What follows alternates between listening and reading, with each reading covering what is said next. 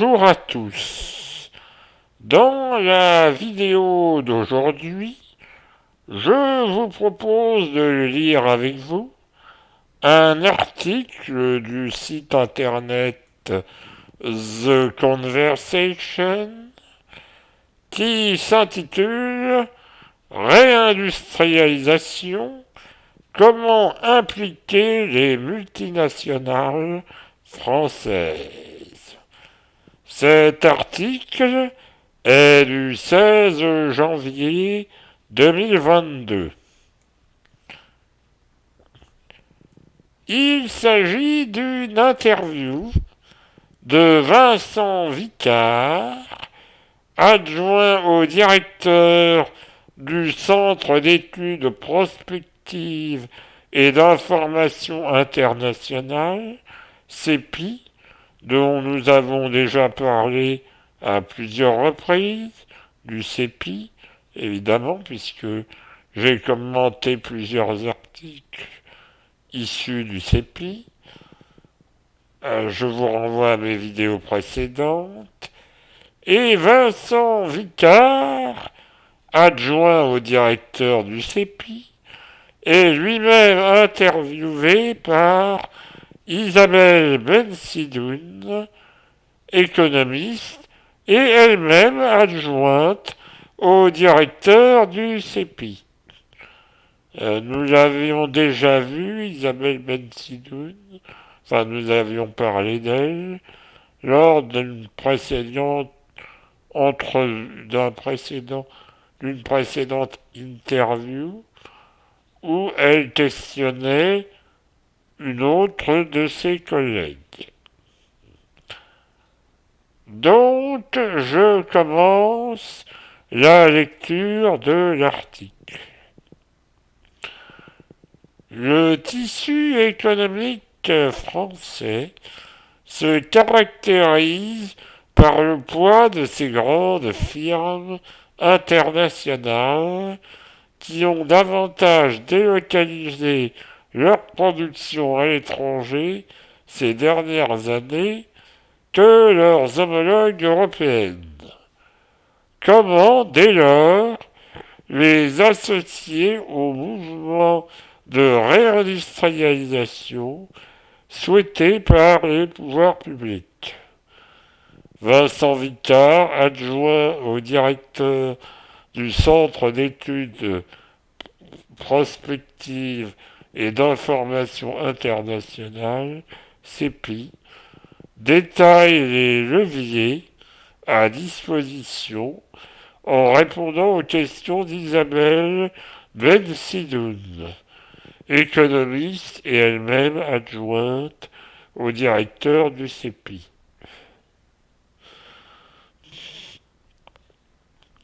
Pourquoi parler du rôle des multinationales dans la réindustrialisation? Donc c'est la première question. Pour deux raisons. D'abord parce qu'elles ont contribué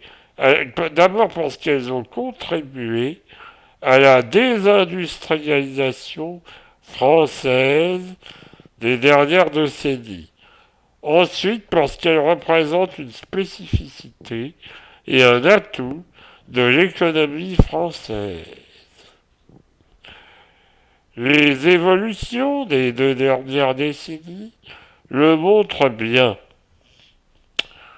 Les entreprises multinationales françaises ont plus délocalisé d'activités de production à l'étranger que leurs homologues allemandes, italiennes ou espagnoles. En 2016, elles employaient ainsi plus de 6 millions de personnes à l'étranger, soit près du tiers de l'emploi national, contre seulement 20% de l'emploi national pour les multinationales allemandes et 10% pour les américaines, les espagnoles ou les italiennes. Dans le secteur manufacturier, c'est encore plus impressionnant. L'emploi à l'étranger des multinationales françaises représente 65% de l'emploi manufacturier sur le sol français, contre 38% en Allemagne. Donc bien, on voit bien que les multinationales françaises, eu égard à la taille de notre pays et de notre marché du travail, sont les multinationales qui emploient le plus de, de salariés à l'étranger par rapport à la taille de notre pays, évidemment. Pas en volume ou en nombre de personnes, si vous préférez.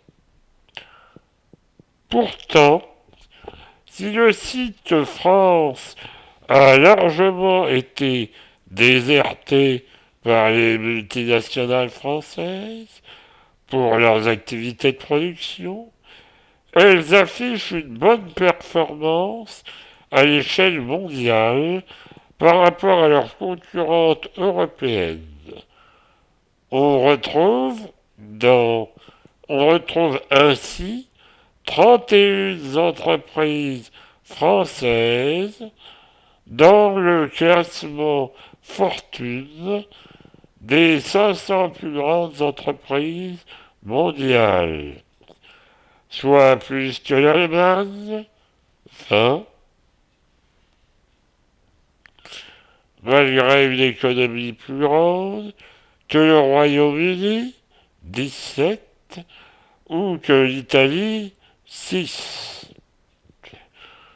Donc on voit bien que dans l'économie française, les multinationales ont une place très importante, puisque nous sommes le pays d'Europe où il y a le plus de multinationales dans le classement des plus grandes entreprises mondiales.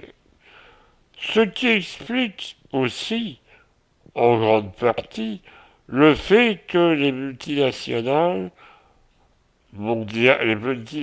françaises emploient une grande partie, je veux dire une part très importante de l'emploi euh, national à l'international. C'est-à-dire qu'elles emploient beaucoup de salariés par rapport à la taille de notre pays, beaucoup de salariés étrangers par rapport à la taille du marché de notre pays. C'est parce que il y en a beaucoup et que dans les autres pays européens, il y a moins d'entreprises multinationales.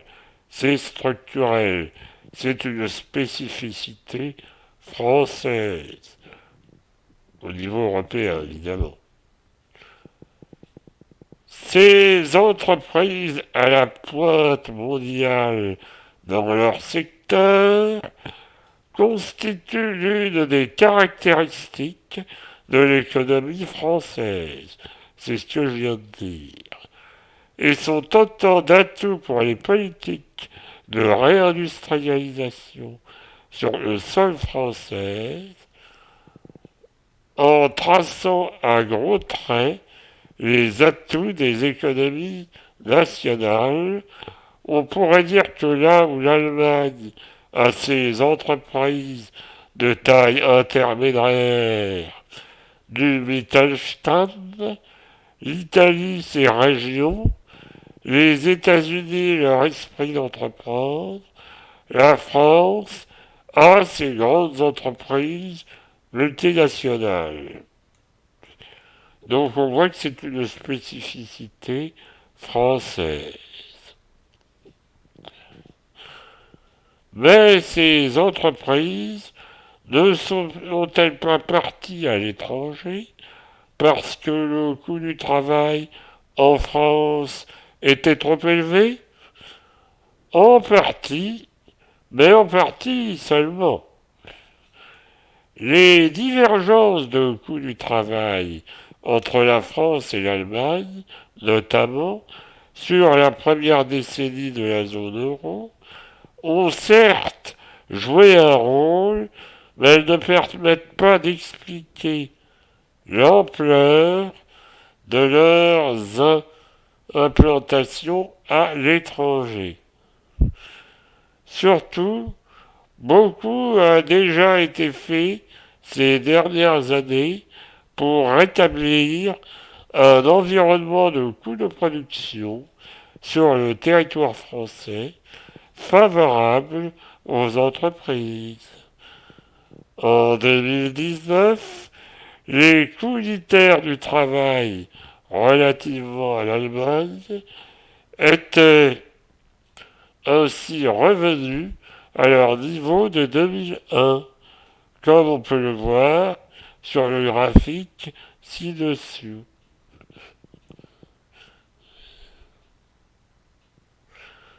Donc je vous laisse regarder le graphique. On voit une courbe qui pourrait être à peu près résumée par une courbe en cloche, c'est-à-dire une parabole dans l'autre sens. Euh, on voit que le coût unitaire du travail en France par rapport à l'Allemagne a considérablement augmenté de la fin du XXe siècle jusqu'au début des années 2010, pour ensuite chuter et revenir au niveau de 2001. Par ailleurs, les impôts de production ont baissé par rapport à l'Allemagne depuis 2000. Le taux d'impôt sur les sociétés, IS, à 25% en 2023, sera le plus faible de nos grands partenaires de l'Union européenne. 30% en Allemagne, 28% en Italie, à égalité avec l'Espagne. Et le crédit d'impôt recherche reste le dispositif fiscal en faveur de la R&D le plus généreux d'Europe. Ainsi, si l'on veut en croire certaines études, l'ensemble des réformes fiscales récentes serait à même d'inverser radicalement la tendance à la désindustrialisation. Pour le seul secteur automobile, par exemple, ces mesures devraient augmenter la production sur le territoire français de 20% et diviser le déficit commercial par 3. Donc le sujet est clos? Non, car les résultats se font attendre en matière d'emploi ou d'activité industrielle et le solde commercial. Oui, alors on voit bien que les problèmes de compétitivité prix, c'est-à-dire les problèmes de coût qui provoquaient les délocalisations, sont en grande partie réglés, loin par rapport à nos voisins et partenaires européens. Et pourtant, les relocalisations se font attendre et ne sont pas pléthores. Donc on voit bien que les résultats de ces efforts, qui se traduisent donc par une diminution des coûts et surtout donc par là même une baisse de charges pour les entreprises, mais aussi une baisse de revenus pour l'État, donc cela a un impact sur les comptes publics négatif pour faire revenir des emplois qui ne reviennent pas, pour l'instant du moins. Je reprends la lecture. Étant donné les sommes en jeu, 11 milliards d'euros de baisse de l'impôt sur les sociétés, 10 milliards de baisse des impôts de production, plus de 6 milliards de CIR, crédit impôt recherche, et près de 60 milliards pour l'ensemble des exonérations générales de cotisations sociales, qui pèsent chaque année sur le déficit public. Donc c'est ce que je viens de dire. On est en droit de demander des résultats aux entreprises, notamment multinationales françaises, dont les choix de localisation ont été une composante majeure de la désindustrialisation du territoire français.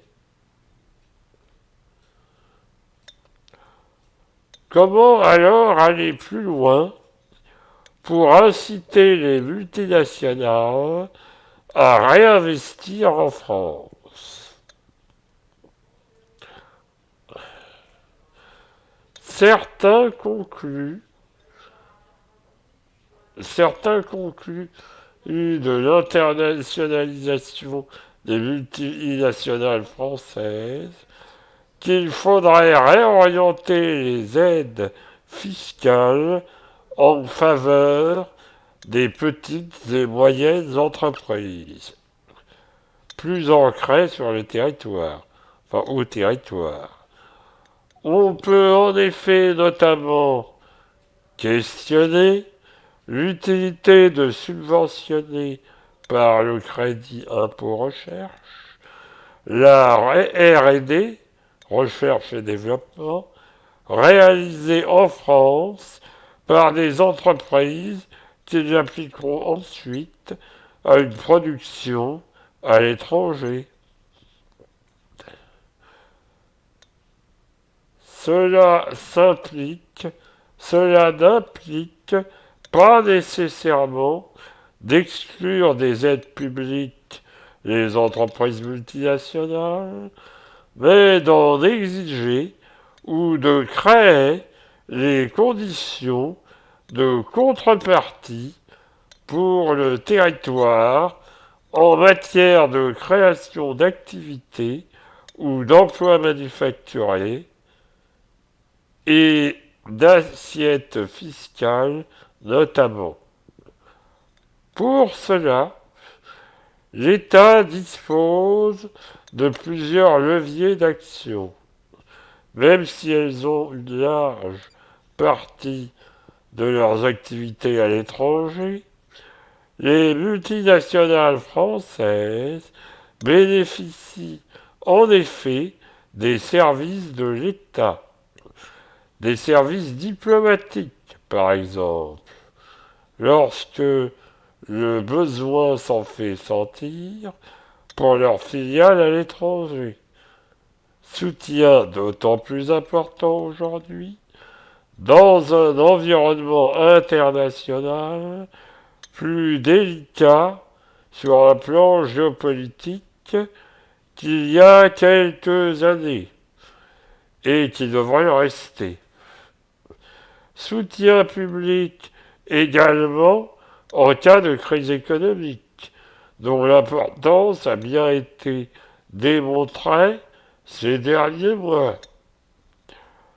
Tous ces aspects constituent des éléments d'attachement des entreprises multinationales à leur pays d'origine et autant de leviers de négociation à disposition de l'État pour exiger des contreparties en matière d'activité et manufacturière sur le sol national.